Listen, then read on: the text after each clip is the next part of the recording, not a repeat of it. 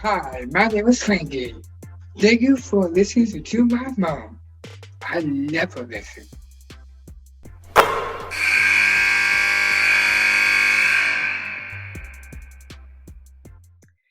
You know, we've covered the college landscape, and now it's time to dive into the WNBA draft. And I wouldn't want to do it with anyone else but my producer, Brian Mackay. He's the man.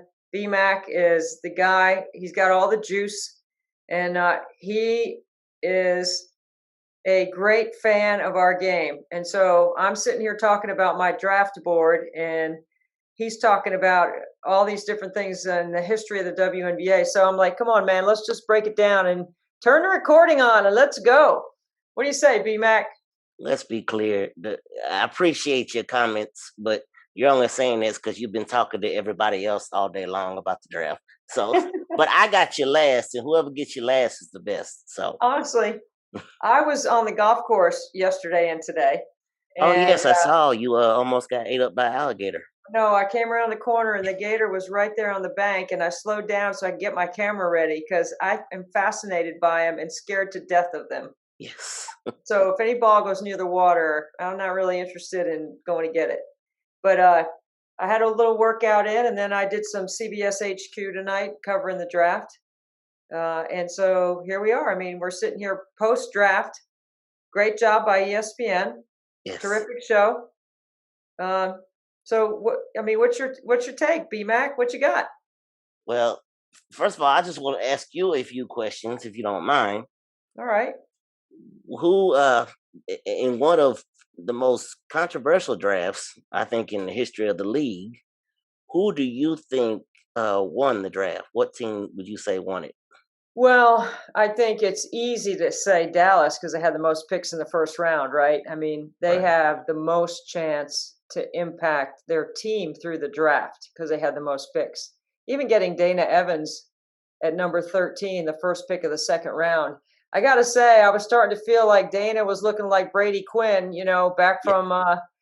from when Brady came out of Notre Dame and was projected to be a high pick, and then he sat there in the green room for the longest time. And I just remember how sick I started to feel for the poor guy.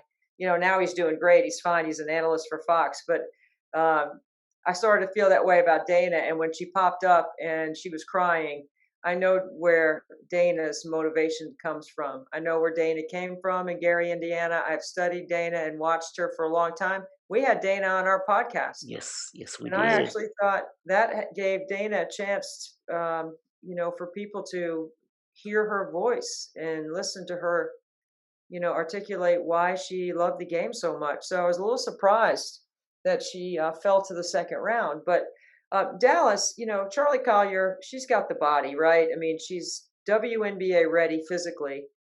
She's going to have to get tougher around the rim and finishing, but she's going to be surrounded by so many shooters that she won't get double teamed and she probably won't play in a crowd.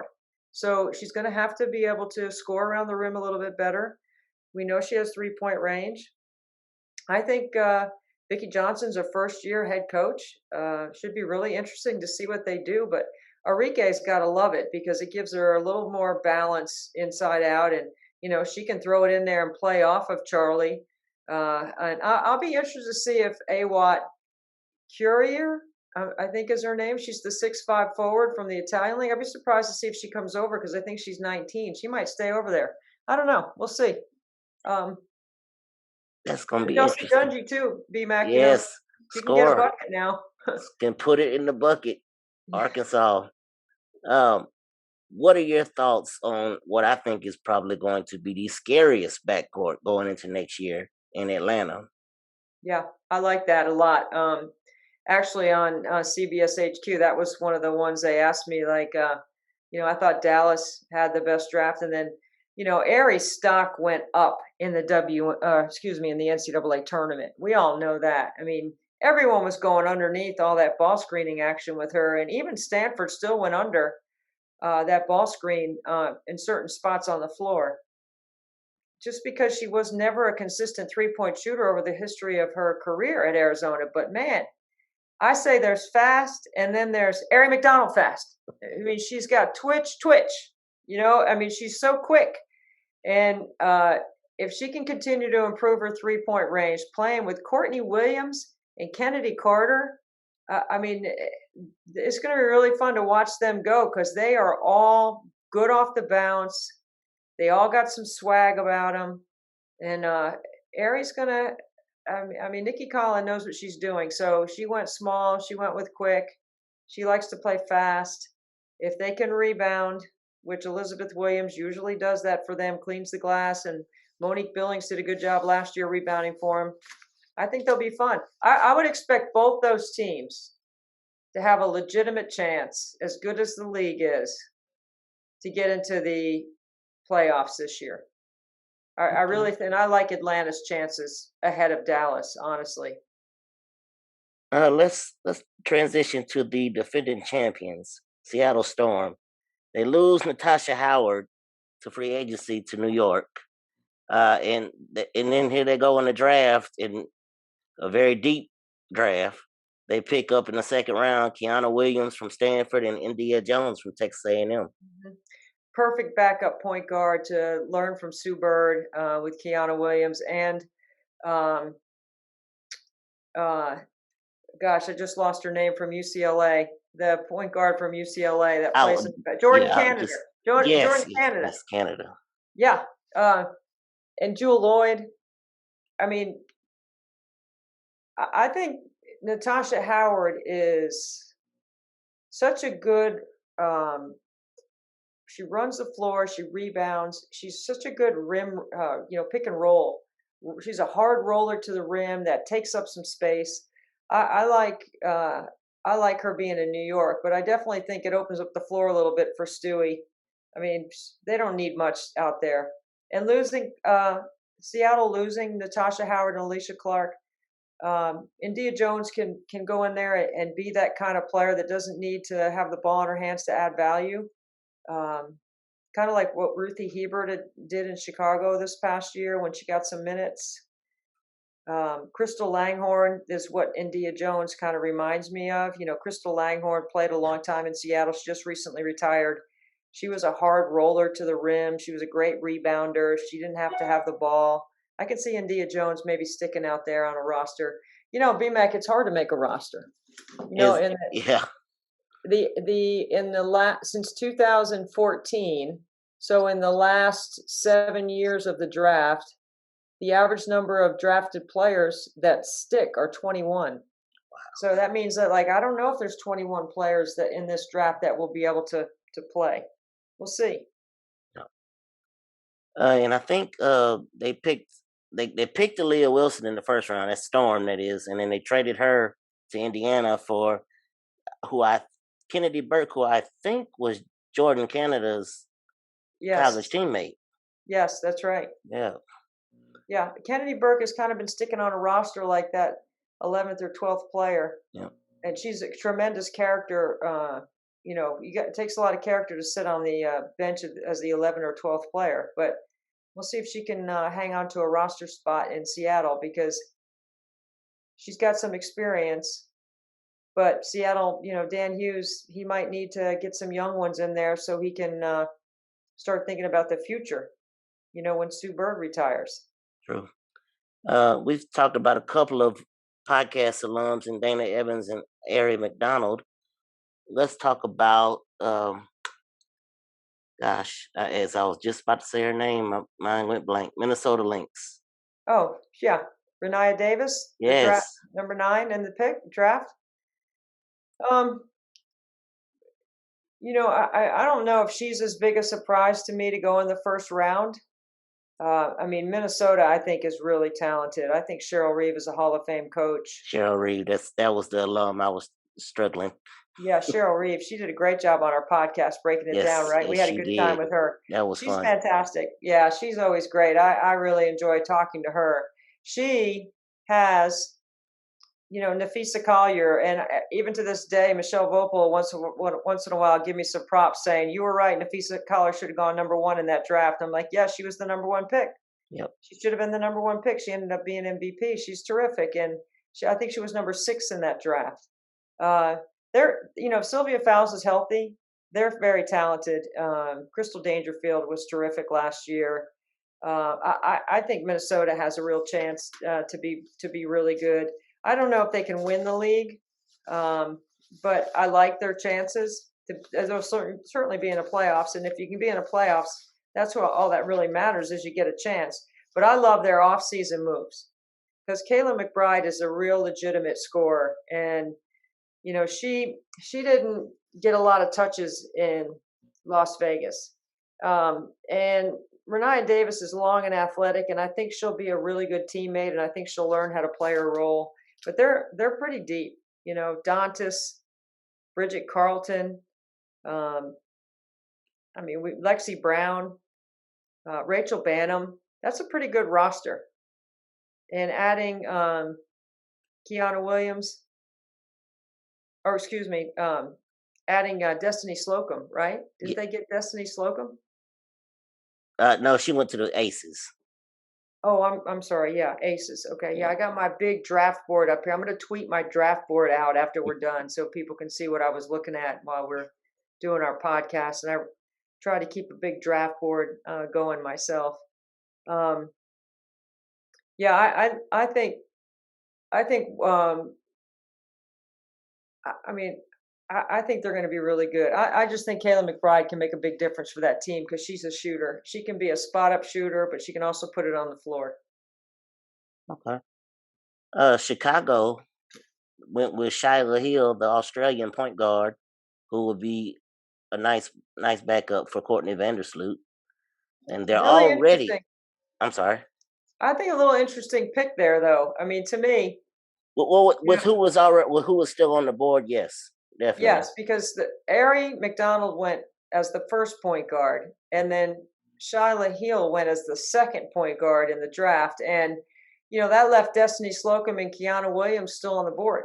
I was a little bit surprised, and Dana Evans. And Dana Evans. I thought for sure Dana Evans would go. I thought Dana was going to actually go to Atlanta, and then I thought, well, if they took Erie, then I thought she would go to Chicago.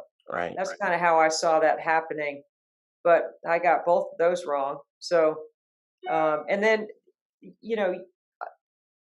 you say controversial about the draft, BMac. I would say unpredictable and probably the strangest draft we've had in the first round because there were a lot of surprises, like Indiana taking Kaiser Gondrzak. I mean, I have no idea where the evaluation of her came into being the number 4 pick in the draft. I'm really interested in what Marianne Stanley was thinking there because you already got Tiffany Mitchell and Kelsey Mitchell. You got Victoria Vivians. You got Big T inside with Lauren Cox. I thought they might go with a point guard also because Kelsey Mitchell can get off the point. I actually had when Atlanta went with Erie, I actually thought Dana would go Indiana right there. Yeah, and Julie Alamon was a surprise last year, right, on the WNBA rookie team. Yes. She did a very nice job running the point. But Shyla Hill, that's a little bit surprising. But, I have great respect for Courtney Vandersloot and Allie Quigley. And getting Candace Parker gives them a legitimate chance to win the championship when you've got Diamond DeShields and Kalia Copper on the wings. I think I hope Shyla Hill can help them because they could have gone a lot of directions there with that pick. Well, their second round pick, they picked up Natasha Mack, who we didn't have on the podcast, but we had in your D. Nelly scouting report as one of our highlighted players this year. She's good. She's the Defensive Player of the Year, the Naismith Trophy Defensive Player of the Year.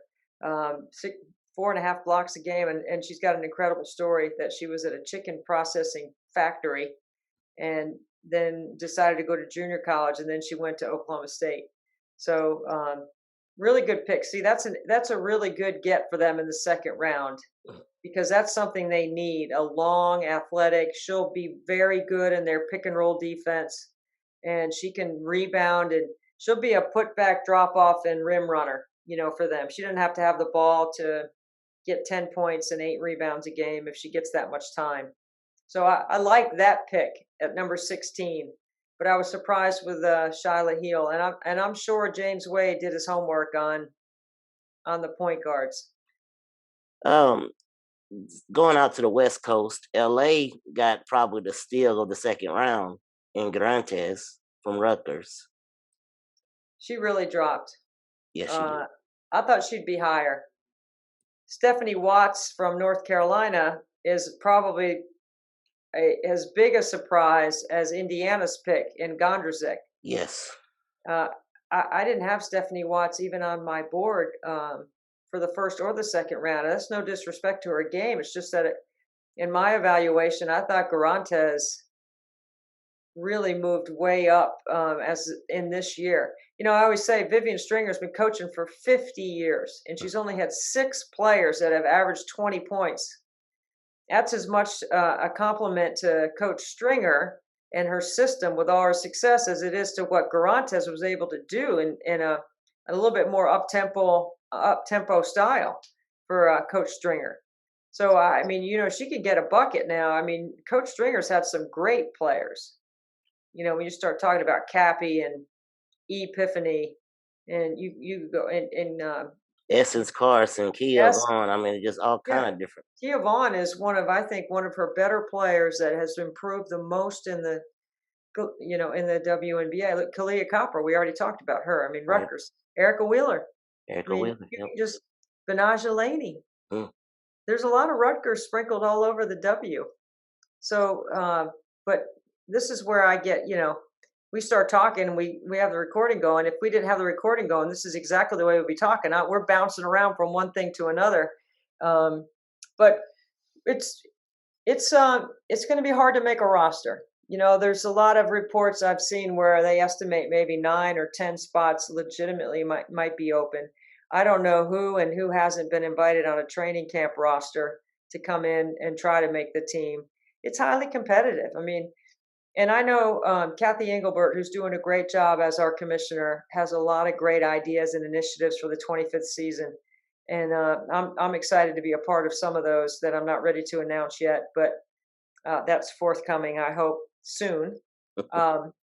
Because I've been in the league all 25 years, BMac, you know, and I did the ABL. I was the national analyst for the ABL on Fox before the W was even created. So I've been very fortunate to have covered professional women's basketball in our country all this time, 26, 27 years.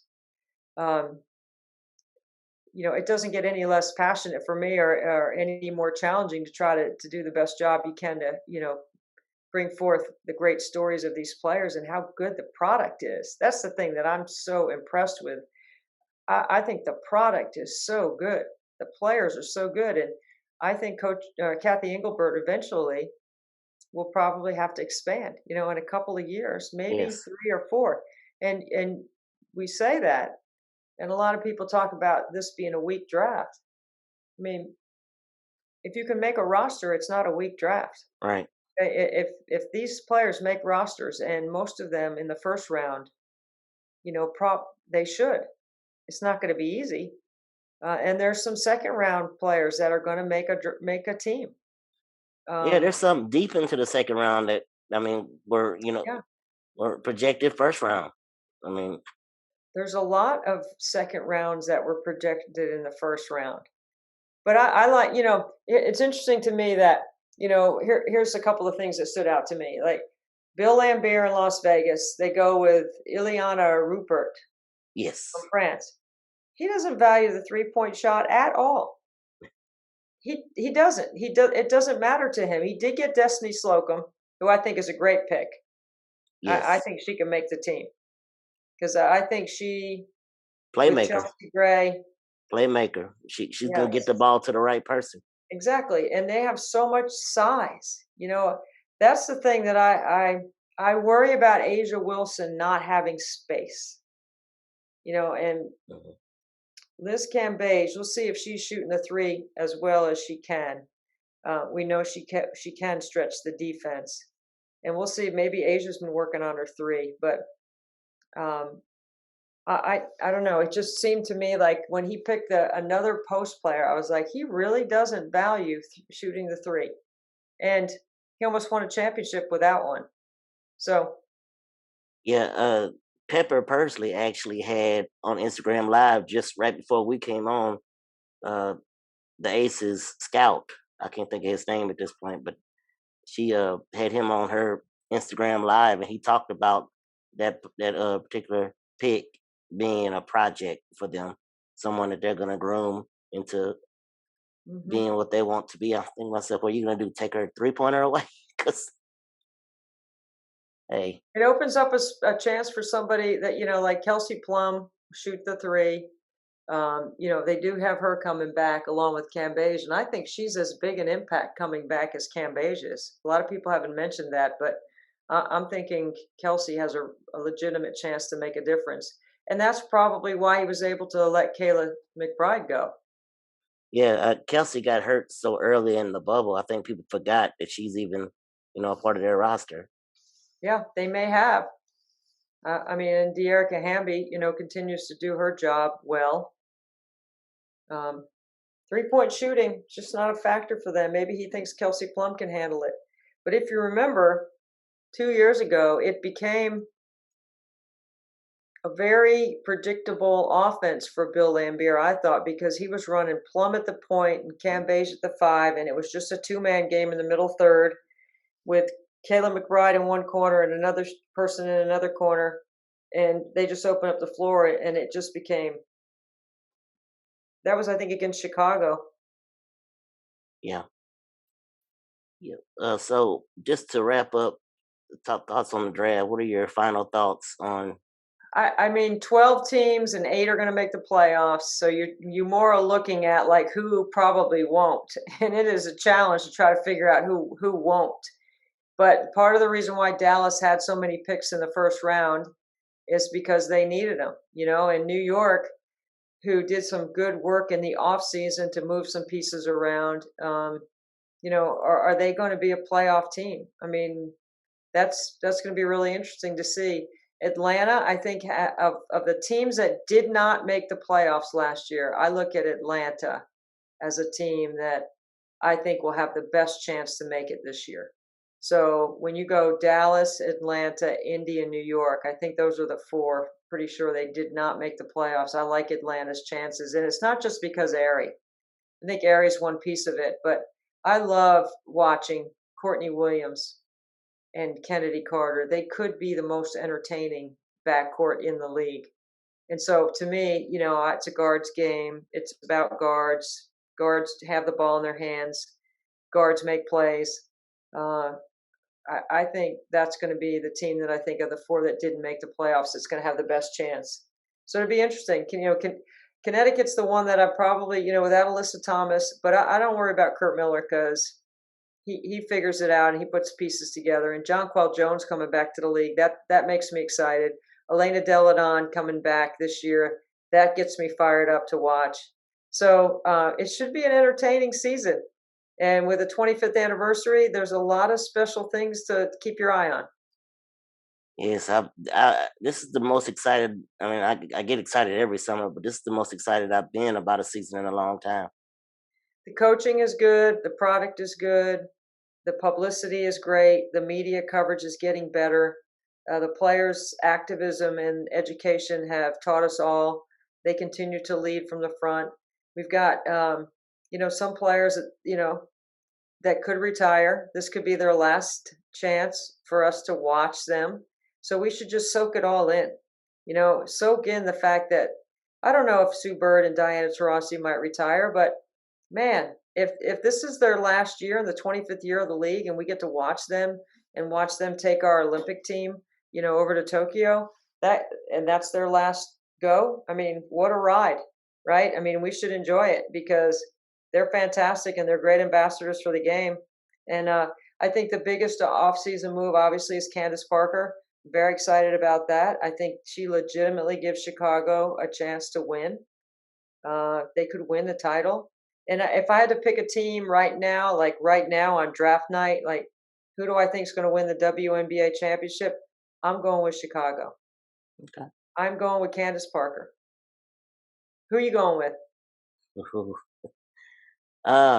It's hard to pick against the Sky, but since you went the Sky, I'm gonna say they're gonna be playing my my pick and for a repeat, the Seattle Storm.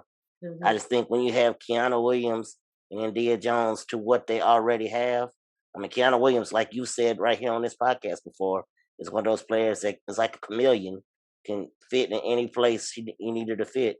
And she's going to be great right there because they already have so many established stars. They have 4 or 5 legitimate starting lineups in their roster. You got to have a scoring point guard in this league. You can't, the days like Tisha Penichero was a pass first. She comes to mind, like a Teresa Weatherspoon, pass first. Yeah.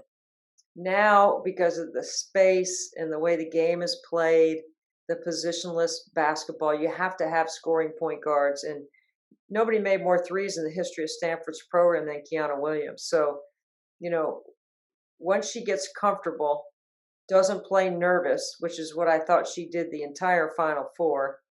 Maybe being in San Antonio was, overwhelming for her. I don't know. But once she gets past that, she'll be a player that could definitely help them.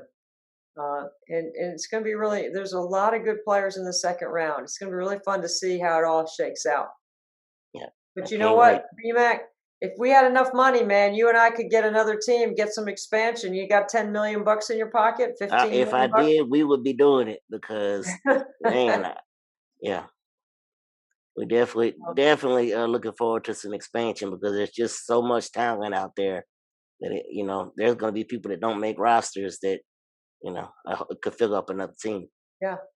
Well, I sure do appreciate everything that you do and how hard you work on our behalf on Nothing But Net to help us put the word out there. We've had some great guests, and I can't wait to keep it going. I mean, you want to keep going all summer, right? I mean, we weren't just going to. Yeah, we'll just keep it rolling. Let's put it out there. Let's put it out there for all the listeners. Who has been emailing you almost daily since the tournament? And I knew I wasn't going to get a response every time because I know you needed your time to breathe because you've been gone for an entire month. But yes, I've been coming up with all kind of ideas. You know what? There's no day off. Like right now, just so our listeners know, I mean, 24 hours, Nothing But Net is right around the corner. And I'm just going to mention this right now, and we'll talk about it later. But I'm training like crazy, and I'm getting ready to head into 2-a-days now. So I will make 2,400 free throws for Special Olympics in a 24-hour free throw shooting marathon, May 15 and 16. This will be my 3rd year. I'm going to be in my driveway again. If you can help us raise money for Special Olympics, it's 24hoursnbn.com. The number 24hoursnbn.com. NBN stands for Nothing But Net. We have raised over $210,000 in 2 years. That's a lot of money for Special Olympics, especially the second year in a pandemic. And we're still in a pandemic. We still need the money for programming, but some of the programs are starting to come back now for Special Olympic athletes in South Carolina. So that's a good thing. So we'll have a couple of podcasts around that because we really need to promote that. And if everyone listening gave me a penny for every free throw I make, it's just $24. Yeah. I mean, I think everyone can do that. And we've had some WNBA players on our live stream. It's a 24-hour live stream. I understand. I know it's 24-hour live stream on YouTube for everyone listening that hasn't seen it before. And I know it's the opening weekend of WNBA season. I have to ask, will Frankie be getting a rematch in horse? Allie Quigley and Courtney Vandersloot are such first-class people. They have already committed to the rematch. And on May 15th, they are playing on the road at Washington.